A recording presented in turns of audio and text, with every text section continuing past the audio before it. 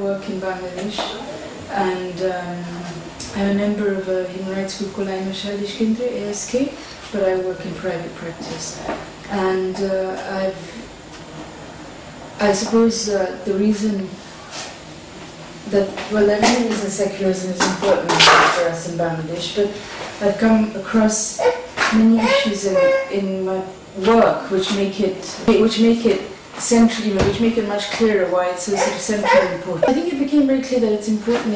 It became much clearer to me through work that they're very important, because we kept coming across cases where people were being targeted because of the fact they espouse secular values, and particularly it's happened with writers, with newspapers, with other authors, columnists, and so on. So that was one way, I suppose, we came across things. And I think there's just a very strong sense that secularism is a value you need to hold on to have a sense of why Bangladesh was created and why people are in this, part of this nation in the first place, and that was a kind of central value. And I think for many people who are involved in any kind of progressive politics in Bangladesh, that's a sort of central thing it remains very important to defend even now. And I think it's increasingly obviously under attack. Legally it's being rolled back. But the point is, culturally, how far can you still protect secular spaces? And I think that's probably what many people are engaged in now, is seeing how to do that effectively. There's a combination. The first most important change is obviously, I think we sort of need to think of what secularism has meant to us, and the way it was defined post-liberation and post-independence, and the way it was defined in legal terms in the Constitution. Was actually in terms of the freedom of all religions, and the right to freedom of religion and to practice, propagate and proselytize your own religion was clearly guaranteed under the Constitution. So it wasn't a secularism, and the way in which that secularism was practiced wasn't really about no religions, it was about respect for all religions. And the second thing I think that was embedded in the Constitution at that time was the prohibition of religion-based politics. And that came out of a very specific history, where you saw religious parties, but not religious parties, but parties that claimed to be based on religion, but actually being just extremely sectarian and communal in their approaches. And those kinds of political forces gaining an upper hand and making extremely violent and dangerous alliances with, for example, military during the Bangladesh War of Liberation. So that specific history gave rise to our specific constitutional framework for secularism. And the way in which it was undone was precisely, again, by the kind of resurgence of that compact between the military and the far right, the religious groups. Or really, one should stop saying religious groups, because they're not really religious groups, they're groups that claim to use religion. And they were able to roll this back and to remove the clause which prohibited religion-based politics, to remove the embedding of secularism as a fundamental principle of the Constitution, and to insert this phrase, belief in and faith in Almighty Allah, as a cornerstone of the Constitution instead. And no one really knew what that would mean in terms of specific interpretations and how that would impact on legislation or policy. And I think one of the things we've seen is that in the more or less 30 years since then, there's kind of a battle in a sense for exactly which interpretation is going to hold good. Because in practical terms, and I think in the way in which people live their lives, there is a separation between the way in which the laws play out and the way in which people perceive each other. But I'm not being very clear about that. But I think what we've seen is that this issue of trust and faith in Almighty Allah, that has not been interpreted, that's not been used negatively, if you like, by the courts and so on their own to restrict rights. But what has happened is there's been an attempt consistently and really quite persistently by the religious right to try to invoke that clause to then obtain various interpretations in their favor. So, to then obtain, to ensure that specific bits of legislation are interpreted in the light of that, and very much sort of drawing on the whole Pakistan, practice of using the objective resolution to then interpret law and so on. So attempts like that have happened many times, and I think, to our credit, they've been scotched. And even some of the more right-wing political parties have not wanted to go along with that. So, for example, where there have been attempts to get blasphemy There have been attempts to get blasphemy legislation passed, for example, drawing on that, or there have been attempts to get the Ahmadi community declared as non-Muslims, again drawing on that principle. The courts have repeatedly said, no, we can't do that. We also, whatever that principle may be, we have a basic fundamental right to freedom of religion and to respect the freedom of all communities. And while that remains in place, we can't roll the law back and we can't roll rights back. So there's this constant tension. And I think so far, for better or worse, we're still in a more positive place with that. But as I said, I think what's interesting to see is that while secularists or people who believe in secularism, or who, even if they're not expressly active on issues of secularism, would rather live in a secular polity than anything else, don't have real strategies in terms of how do you remove that clause from the Constitution. We really don't have any practical options for that. There was a legal challenge to it many years ago, but we weren't able to push it through because there was no confidence really whether in the end you would be able to take the risk for the judicial battle on that. But on the other hand, as compared to that kind of caution and reluctance, which is understandable and I think has good basis, on the part of the sort of secular forces, as far as the more sectarian and communal forces are concerned, they're of course very gung-ho and very militant and very aggressive and active and exactly trying to push the boundaries all the time and push for more restrictive and more regressive things. And so I think they're playing their legal battles very proactively, whereas the secular forces are compelled to play their legal battles very reactively and almost defensively, to use the law as a shield and to protect themselves, but never to risk going out and trying to force a legal change because that will rebound, and the fear of the loss that you might further suffer is too great. So those are some of the ways I think in that, in the way in which secularism has been undone, at least in terms of the legal basis for it. And of course there are many other issues in terms of the socio-cultural framework and the political framework and all of that as well.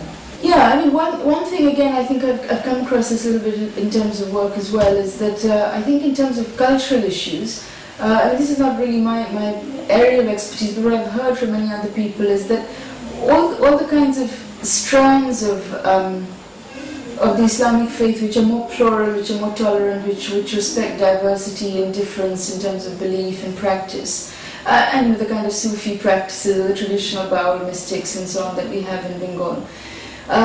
Again, there's been this tension running through, and as the religious right have gained greater predominance politically, it's interesting to see how they've used both the law and politics to try and restrict the activities of these kinds of groups who espouse different beliefs. And on the one hand, of course, they've very clearly targeted individuals who have been brave enough to say that they are atheists, for example. There are very few people who would do that now because I think the context just wouldn't allow it really in terms of those people's safety and security. And again, people who've been sort of known as sort of rational free thinkers and so on have also been targeted. People like Dr. Ahmed Sharif or Sultana Kamal, of course, not Sultana, Sufia Kamal. Sultana Kamal has also been targeted more recently, but Sufia Kamal, her mother, who was a very individually very pious person, and very well known to be so, but was also a highly tolerant, highly liberal individual. And she was, forever being denounced as an apostate, as a murtad by some of these groups through their newspapers and through demonstrations and so on. And then, of course, people like Taslima Nasreen and so on, whose cases we looked at more specifically, experienced the same kind of thing. But so that's sort of secular atheist or rational free thinkers, whether or not they're religious believers themselves. And then there's this other whole strand of the Bauls and others who are deeply religious, but who have a different kind of faith from the very orthodox, very sectarian, very narrow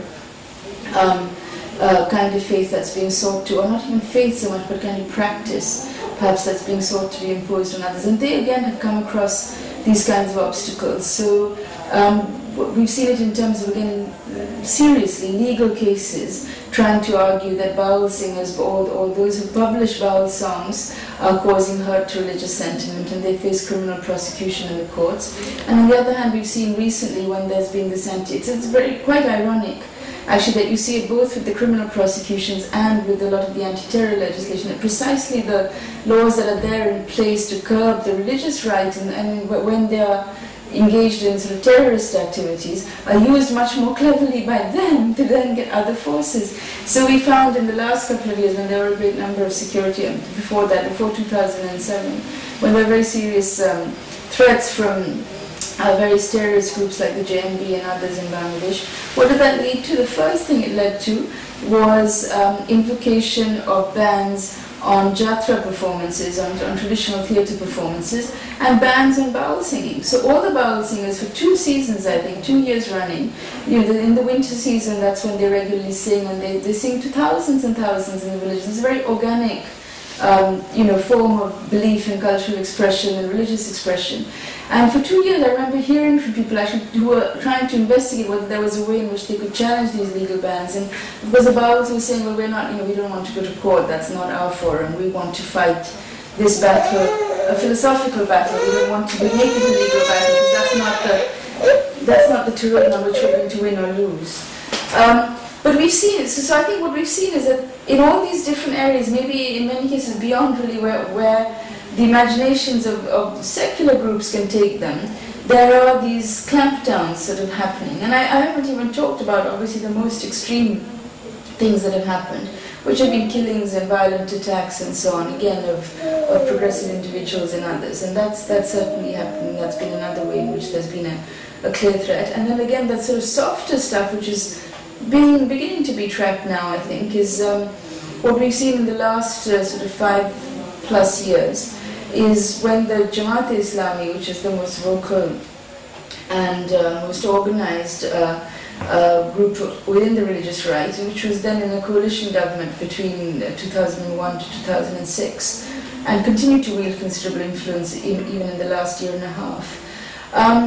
What they've been able to do very successfully is, again, as I said, use this sort of search and destroy technique very effectively. So identify not just progressive, non-governmental organizations, but particularly those organizations that had a very explicit anti-fundamentalist agenda, or that were very open about the fact that they were, for example, going to combat those who were engaged in war crimes and also involved with the religious right, or those who are involved in fatwas or violence against women. And so several organizations who had taken up slogans like that or campaigns like that, which are basically campaigns on violence against women, or campaigns against violence against women, or campaigns for the human rights of all people, were seen as being somehow anti-state by virtue of making those kinds of demands. And they were then targeted under the Jamaat-BNP coalition government. Several organizations were shut down almost completely by being starved of funds or being denied the kind of permits and registrations that they needed in our legal environment to function. And others were really persecuted much more seriously with criminal cases against them. And again, I represented individual NGOs who told me, representatives of NGOs, who told me exactly what they had been told by members of the Jamaat in government, that, fine, you're being brave enough, you want to go to court and challenge us, fine, you go ahead and do it, but the minute you lose your case, I'm going to just shut you down and destroy you completely. And people were given those kinds of threats, but there's no comeback, there's no accountability for that. There's that tremendous abuse of power that's happened on the one hand, so the search and destroy, and on the other hand, what's happened, of course, is funding for and registration of a large number of like-minded grassroots organizations that work with the religious right.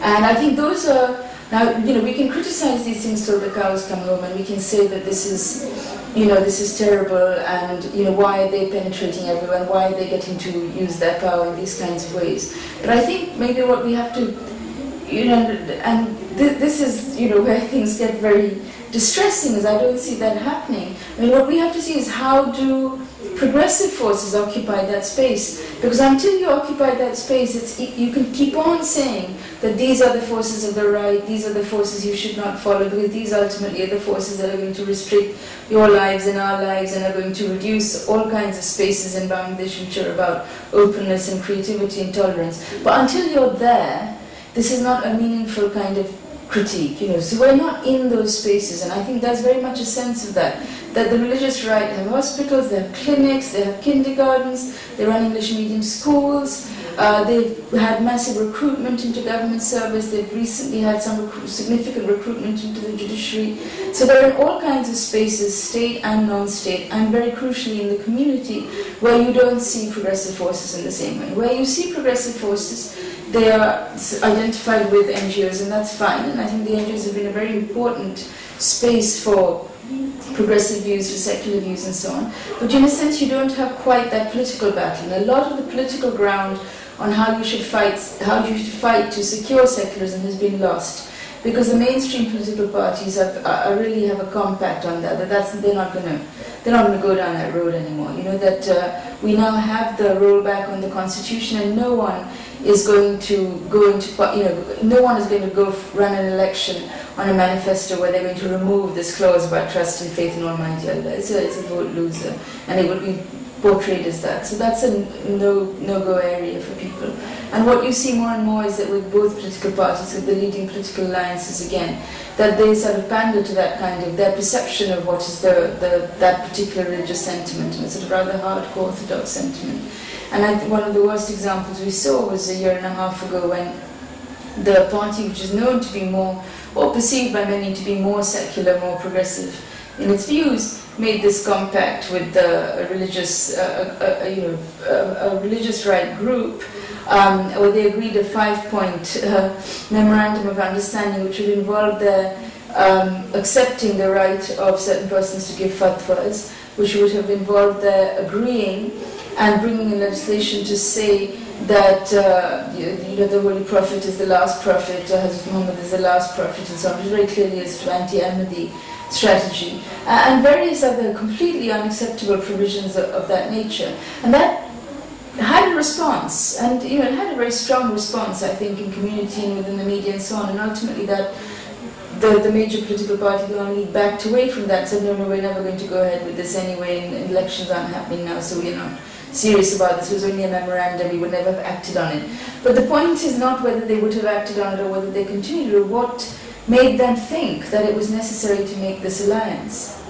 And those, in a way, that real politic of what it is that is forcing those political alliances, and why it is that the same political alliances with left groups, or forget the left groups, any other nascent progressive group that would come up, why that's not seen to be so relevant for anybody. Because those groups don't deliver votes, they don't have a vote bank, they don't have a real constituency in the community. So I think those are kind of the big questions for us, which, I mean, we certainly don't have as, as lawyers or professionals, or even I think as human rights activists, because our struggle on these questions is always very much about, you find yourself in a corner with your back against the wall, and you then use the law to try and safeguard one individual, save them from a fatwa issuing mob, or get them out of jail, secure their liberty, or secure their life, or secure their right to speak, or whatever it is. But you can't take on the big battle, and you can't really take on the big battle unless you have a stronger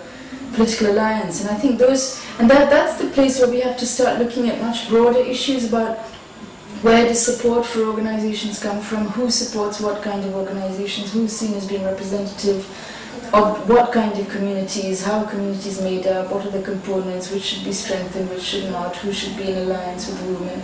So many of those questions, I think, need to be reevaluated. And I think one of the things that kind of makes it very, in the Bangladesh context, I think one of the things we see, it's maybe just a sort of a vignette or one way into this picture. It's a much bigger story, and I think others are much better placed to speak on this.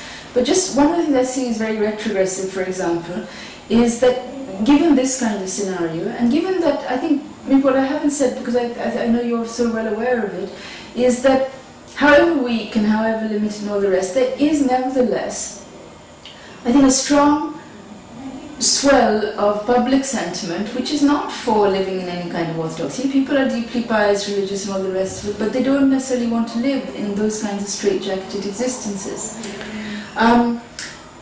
But something is happening internationally where and there's a kind